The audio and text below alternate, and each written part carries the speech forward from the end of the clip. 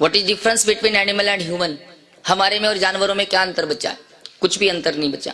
हम पेट भरते तो कुत्ता अपना पेट भरता है, हम नहाते तो भैंस जा पानी देखते हुए नहा लेती है, हम मकान बनाना जानते तो चिड़िया अपने से अच्छा घोंसला बनाती है, हम अच्छा नाचना जानते तो मोर अपने से अच्छा नाचता है, हम अच्छा गाना जानते कोयल अपने से अच्छा गाती है, हम 1.5-2 घंटे खड़े रहने की कैपेसिटी रखते, एक घोड़ा पूरे जीवन भर खड़ा रहता है, हम दिन में 3 बार कपड़ों के कलर बदलते, कभी जीन्स पैंट, कभी टी शर्ट, तो कभी साड़ी, तो कभी चुनरी।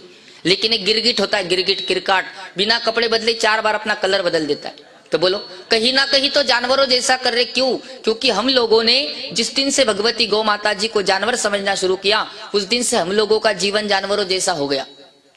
इंसान की पहचान तो वैसे 4 चीजों से ही होती है। जिसके पास प्रेम होता है, शर्म होती है, दया होती है और मुस्कुराहट होती है, ये 4 चीजें जिसके पास होती वो कहलाता है मानव। और इन चारों में से अगर एक भी चीज चली गई तो गोस्वामी तुलसी बाबा कहते, 100 नर पशु बिन पूछ समाना। वो इंसान बिना पूछ के जानवर के समान है, जिसके पास प्रेम नहीं, शर्म नहीं, दया नहीं और मुस्कुराहट नहीं। और ये चारों चीजें आप लोगों के जीवन से चलेगी। आपके पास ना प्रेम बचा है, ना शर्म बची है, ना दया बची, ना मुस्कुराहट बची। मैं आपके मुख से कहलवा देता हूँ, चिंता मत करो। 40 साल पहले आपके साकरोदा की बात कहता हूँ। प्रेम इतना था कि एक घर में 4 भाई रहते थे, 4 की पत्नियां रहती थी, 4 के बच्चे रहते थे, 24 लोगों का परिवार एक साथ रहता था और एक चूल्हे की रोटी बनी खाता था कि नहीं खाता था? खाता था। और आज हालत ये है, इस सभा में भी कई दादा दादी ऐसे बैठे होंगे जिनके बेटा तो एक है लेकिन चूल्हे 2 जल रहे, डोकरा डोकरी अलग रोटियां बनाकर खा रहे और बेटा वो अलग लाइटर का बटन दबा रहे। बोलो, प्रेम बचा है? प्रेम बिल्कुल नहीं बचा। दूसरी बात करूं मैं प्रेम की, पहले किसी पड़ोसी के घर पे कोई मेहमान आते ना, पड़ोसी के घर पे हम बुलाने जाते कि भाई साहब हमारे घर भी आना, कुछ नहीं तो दही लस्सी पी करके जाना। और आज हमारे खुद के घर में कोई मेहमान आ जावे, 2 घंटे से ज्यादा रुक जावे तो हमें सिर दर्द होने लगता है, कब जाएगा, कब शांति आएगी। बोलो, प्रेम बचा है? नहीं बचा। जो भरे नहीं ये भावों से बहती, जिसमें रसधार नहीं, वो हृदय नहीं, वो पत्थर है जिसमें अपनों का प्यार नहीं। प्रेम बिल्कुल नहीं बचा। दूसरी बात करूं मैं शर्म की, तो शर्म भी बिल्कुल चली गई। पहले मेरी राजस्थान की सभी माताओं के घूंघट यहाँ तक हुआ करते थे। अभी मत खींचो, पहले खींच ले, ठीक रहता। हाँ, ये भी खींच रही है। पहले मेरी राजस्थान की सभी माताओं के घूंघट यहाँ तक हुआ करते थे, पर पुरुष को अपनी मांग का सिंदूर मेरी राजस्थान की माताएं नहीं दिखाती थी, शर्म थी।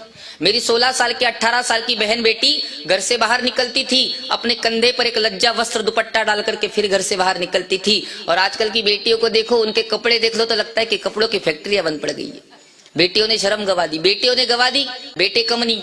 25 साल पहले कोई नौजवान पिता बन जाता ना, बाप बन जाता, वो अपने बच्चे को लेकर के कभी बड़े बूढ़ों के सामने नहीं जाता, शर्म करता था। 1-1.5 साल तक तो बिल्कुल भी नहीं जाता। और आज कोई 25 साल का नौजवान पिता बन गया, बाप बन गया, वो बच्चा ढंग से सूखता तक नहीं, उस बच्चे को हॉस्पिटल से उठा करके पूरे साकरोदा का राउंड मारता है, मुंह भी पापो बन गयो हो। बोलो, शर्म बची? शर्म बिल्कुल नहीं बची। और तीसरी बात करूं मैं दया की, तो दया भी बिल्कुल चली गई।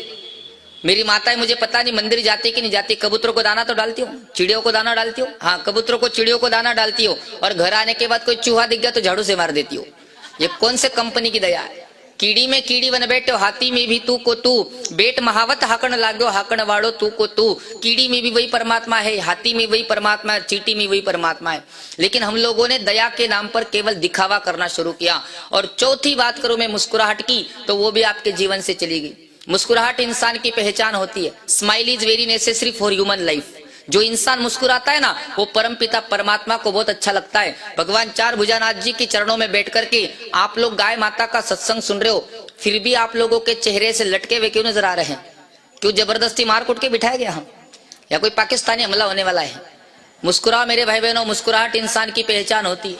देखो, जीवन में साकरोदा वालों को कोई गधा मुस्कुराता नजर आया ना, गधा, तो समझ जाना कि अगले जन्म में इंसान बनने की प्रैक्टिस कर रहा है।